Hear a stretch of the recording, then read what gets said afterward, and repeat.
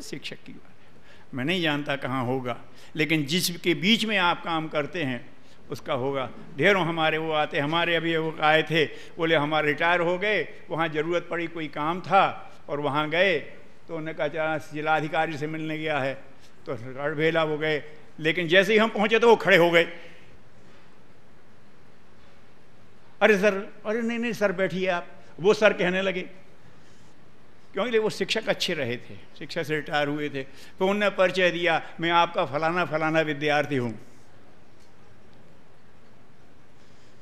जिसने आज एक बात मोटी कह के बात समाप्त करूँगा आपसे।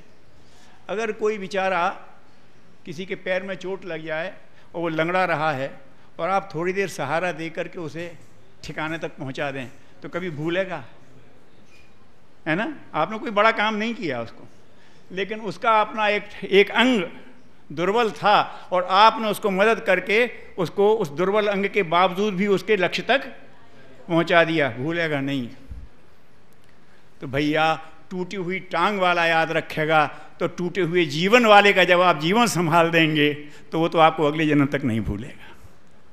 ये जीवन टूटे हुए हैं लोगों के।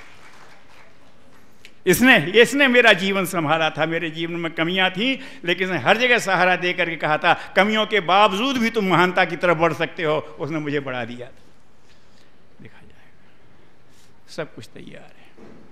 आपको ये तीनों चीज़ें क्या क्या गुरुदेव ने कहा है जो मिलते, आत्मसंतोष, लोक सम्मान और दैवी अनुग्रह, तीन अद्भुत चीज़ें हैं। आत्मसंतोष अगर नहीं मिला तो सब बेकार है। क्यों साहब? अगर आत्मसंतोष नहीं मिला, वो उन्हें रहीम ने लिखा है, क्या है? गौधन गजधन बाजधन और रतन धन खान, जब आवे संतोष धन। तो नहीं चाहिए भैया, हमारा सब धन धूल हो जाएगा। आजकल तो हम हिरण्याक्ष हैं ना। उनने दूसरी दृष्टि से कहा, हमने एक संशोधन कर दो इसमें। रहीम जो चाहते थे वही बात हो जाएगी। गौधन गजधन बाजधन और रतन धन खान, जब लग नहीं संतोष धन, सब धन धूल समान। जब तक संतोष नहीं मिला सब मट्टी है। सब कार है, कोठी है, बंगले है, साले को ना नींद आ रही ना खाया जा रहा है। संतोष नहीं मिला, सब मिट्टी है। तो ये मत कहो ये धन धूल हो जाएगा, नहीं, धन सार्थक हो जाएगा। अगर तुम्हारे पास संतोष आ गया तो धन सार्थक हो जाएगा। आत्मसंतोष, लोक सम्मान। लोक सम्मान अकेला नहीं आता, जन सहयोग लेकर के आता है। गांधी के साथ, विनोबा के साथ, अन्ना हजारे के साथ जन सहयोग खड़ा हो जाता है। सम्मान है भीतर से।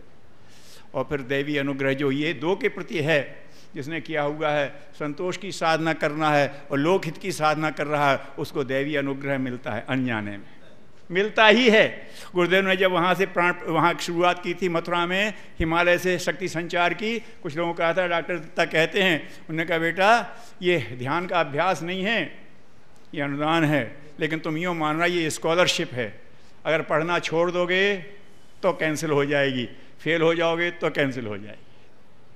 लेकिन अगर तुम पढ़ रहे हो तो जहाँ तक पढ़ोगे वहाँ तक मिलेगी, अपग्रेड होती चली जाएगी, जहाँ तक जाओगे वहाँ तक तुमको पहुंचा देगी। ये दैवी अनुग्रह होता है, उसकी व्यवस्था है। बस आपसे यही निवेदन करना था। बहुत महत्वपूर्ण समय है ना। कभी थोड़े से लोगों ने क्रांति का संकल्प किया था, लेकिन क्रांति पूरे देश में फैल गई थी।